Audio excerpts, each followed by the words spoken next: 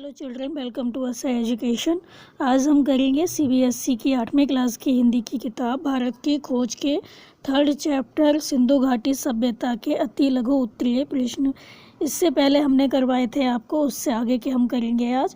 तो आपका इसका अगला क्वेश्चन है, उपनिषदों की सबसे प्रमुख विशेषता क्या है। तो जो उपनिषद है उनकी सबसे प्रमुख विशेषता क्या है? सच्चाई पर बल देना। तो जो उपनिषद हैं वो सच्चाई पर बहुत अधिक बल देते हैं। अगला है, उपनिषदों में क्या दिखाई देता है। तो उपनिषदों में जांच पड़ताल की चेतना और चीज़ों के बारे में सत्य की खोज का उत्साह दिखाई देता है।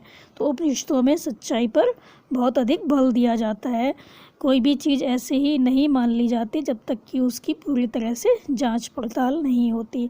अगला क्वेश्चन है, व्यक्तिवाद का क्या परिणाम हुआ। तो व्यक्तिवाद का यह परिणाम हुआ कि उसने मनुष्य के सामाजिक पक्ष पर, समाज के प्रति उसके कर्तव्य पर ध्यान देना कम कर दिया। तो जो व्यक्ति था वो सिर्फ अपने ही बारे में सोचता था, समाज के बारे में नहीं सोचता था।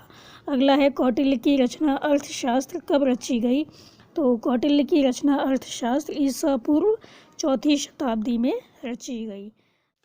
आपका अगला क्वेश्चन है, विश्व के प्राचीन साहित्य का एक बड़ा भाग क्यों खो गया या नष्ट हो गया। तो विश्व के प्राचीन साहित्य का एक बड़ा भाग था वो इसलिए नष्ट हो गया क्योंकि आरंभ में जो ग्रंथ होते थे उनको ताड़पत्रों या भोजपत्रों पर लिखा जाता था और कागज़ पर लिखने का चलन बाद में आया था। तो जो ये पत्ते होते थे वो क्या होते थे, समय के साथ नष्ट हो जाते थे और इन पर जो लिखा होता था वो भी मिट जाता था। इसलिए हमें विश्व का जो प्राचीन साहित्य है वो नहीं मिला है, वो नष्ट हो गया और कागज़ पर लिखने का चलन बाद में आया, इसलिए हमें जो पुराना साहित्य है वो नहीं मिलता। अगला है, भारतीय पुराकथाओं का इतिहास कहाँ तक जाता है। तो भारतीय पुराकथाओं का इतिहास महाकाव्य तक सीमित ना रहकर वैदिक काल तक जाता है।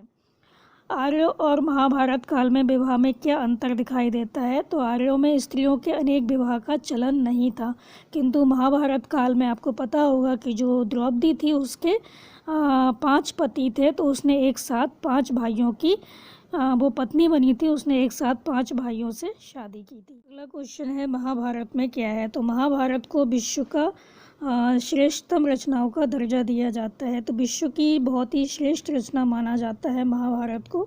और महाभारत में कृष्ण से संबंधित आख्यान भी हैं। तो जो कुछ कृष्ण ने कहा था इसमें वो सब इसमें लिखा गया है। और प्रसिद्ध काव्य जो भगवद गीता है वो भी महाभारत का ही अंश है। भगवद गीता कैसा काव्य है। तो भगवद गीता महाभारत का ही एक अंश है। यह लगभग 700 श्लोकों का एक छोटा सा काव्य है। गीता का संदेश कैसा है। तो गीता का जो संदेश है वो ना तो सांप्रदायिक है, किसी एक संप्रदाय के बारे में नहीं बताता और ना किसी विशेष विचारधारा के लोगों को संबोधित करता है। अगला है, गीता में किसकी निंदा की गई है। तो गीता में अकर्मण्यता की निंदा की गई है। उसमें कहा गया है कि हमें हमेशा क्या करना चाहिए, कर्म करना चाहिए, हमें आलस से नहीं करना चाहिए। अगला है, गीता में किसका आह्वान किया गया है। तो गीता में जीवन के कर्तव्यों के निर्वाह के लिए कर्म का आह्वान किया गया है। उसमें कहा गया है कि हमें कर्म करना चाहिए। बुद्ध के समय से पहले का वृत्तांत हमें किस में मिलता है। तो बुद्ध के समय से पहले का वृत्तांत हमें जातक कथाओं में मिलता है। यह कैसे पता चलता है कि भारत में लिखने की प्रथा पुरानी है। तो आपको कैसे पता चलता है कि भारत में जो लिखने की प्रथा थी बहुत पुरानी थी। तो पाषाण युग के जो मिट्टी के बर्तन मिले हैं उनमें ब्राह्मी लिपि के अक्षर मिले हैं। तो इन्हें देखकर पता चल जाता है कि भारत में लिखने की प्रथा काफ़ी ज़्यादा पुरानी है। पाणिनि ने कब किसकी रचना की थी। तो पाणिनि ने ईसा पूर्व 6वीं या 7वीं शताब्दी में संस्कृत भाषा में व्याकरण की जो पुस्तक है अष्टाध्यायी उसकी रचना की थी। भारत में औषधि विज्ञान के जनक कौन थे। तो भारत में औषधि विज्ञान के जनक धन्वंतरि को माना जाता है।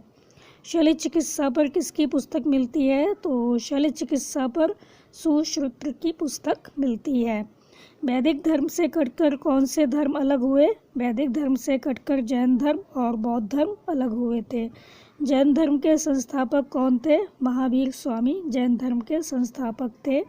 बनारस के बारे में क्या बताया गया है। तो बनारस के बारे में बताया गया है कि जो बनारस है वो हमेशा से शिक्षा का केंद्र रहा है। बुद्ध में किस पर हमला बोलने का साहस था? तो बुद्ध में लोक प्रचलित धर्म, अंधविश्वास, कर्मकांड और पुरोहित प्रपंच पर बोलने का साहस था। चंद्रगुप्त के सलाहकार कौन थे? चंद्रगुप्त के सलाहकार चाणक्य थे। अगला है, अशोक ने कितने वर्ष तक शासन किया? तो अशोक ने 41 वर्ष तक लगातार शासन किया। 232 ईस्वी पूर्व में उनकी मृत्यु हो गई। अशोक कब मौर्य साम्राज्य का उत्तराधिकारी बना? तो अशोक 273 ईस्वी पूर्व मौर्य साम्राज्य का उत्तराधिकारी बना। तो ये थे आपके इस चैप्टर के अति लघु उत्तरीय प्रश्न। आप इसको अच्छे से समझकर याद कर लीजिए और हमारे चैनल असा एजुकेशन को लाइक कीजिए, सब्सक्राइब कीजिए और शेयर करना बिल्कुल मत भूलिए। Thank you.